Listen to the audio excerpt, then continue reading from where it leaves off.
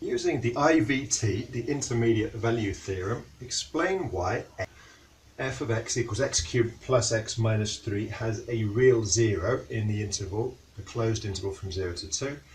Right, so the intermediate value theorem is as follows. Suppose a function f is continuous on a closed interval from a to b. If k is any value between f of a and f of b, then there exists a c which is somewhere in that closed interval from a to b, such that f of c equals k. So that would make a lot more sense if we had a bit of a diagram.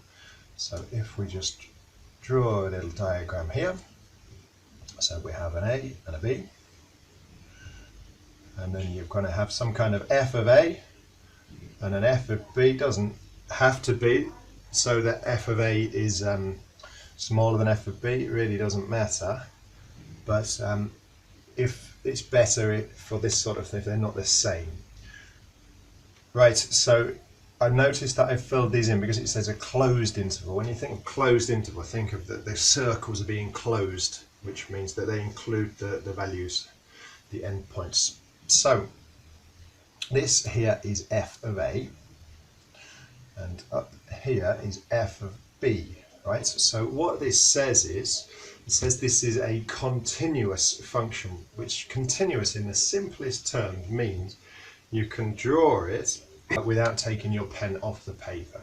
So whenever you have to sort of remove your pen from the paper to draw a function, that probably means you've got a discontinuity. So however I do this, whether I go down and up or just up all the way or something like this, whatever I do, the point is it's one continuous line. So let's just say we're going to draw something like this, right? So there we go. We're not interested in maximum and minimum values at the moment, but what the intermediate value is saying is that on this closed interval from a to b, so this is the closed interval here, there exists c such that f of c equals k, and k is any value between f of a and f of b. So basically k is the y value, so we can just so anywhere in between f of a and f of b, so that can be, let's just put it there, that can be k. So what this is saying is there's always, as long as this function is continuous and k is in between f of a and f of b, there will always be a c between f of a and f of b such that f of c is k. It's sort of really just a common sense law written out in a formal way, because of course you just draw one line between the start and the end, and then what it's saying is the function must take every single value in between, and there must be an x that makes that value happen. The fact that this particular function has other values as well, that's irrelevant right now. The point is every single value in between f of a and f of b, because the function is continuous, has an x value, a c, that will make it. If we'd have put k over here, we would have had a c value that makes it. K over here, we would have had a c value that makes it, and so on. So we have f of x, for part A, f of x equals x cubed plus x minus 3. So this is just a pretty standard cubic graph. You really don't need to draw it. You should know that this is continuous everywhere. So f of x is continuous for all real x. It's continuous for all real x, so that means, therefore, I could write the little dot dot dot, f of x is continuous on this open interval, sorry, the closed interval, which in our case it's from 0 to 2.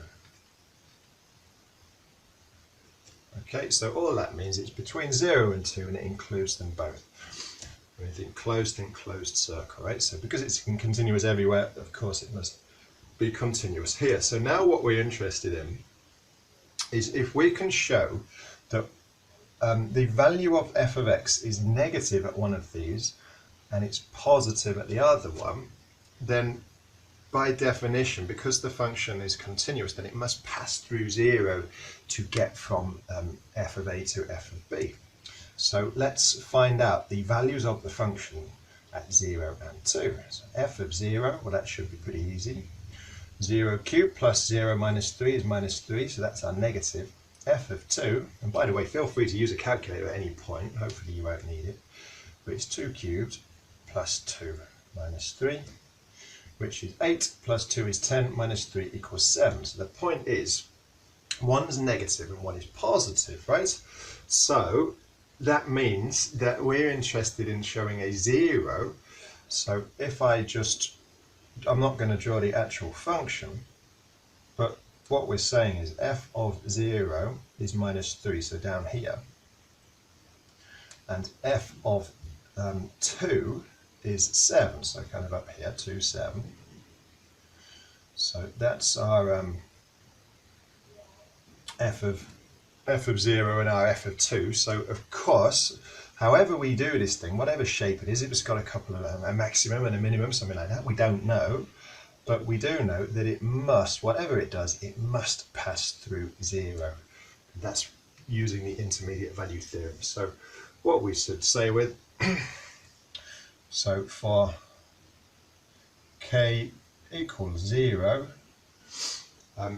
for k equals 0, right, we know that f of 0, which we said was minus 3, must be less than 0, which is f of k, which is less than 7. Okay, so that is showing us that by intermediate value theorem, there exists a C, and C is on this closed interval between 0 and 2, such that f of C equals 0. So now we've proven that it has a 0. So this tells us f of x must have a 0.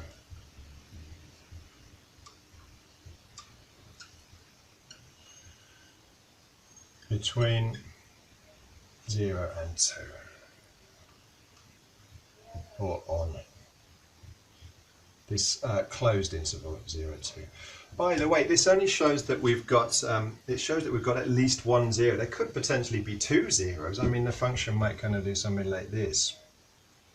It could come round again. It's not telling us how many zeros, but it's telling us there is absolutely at least one.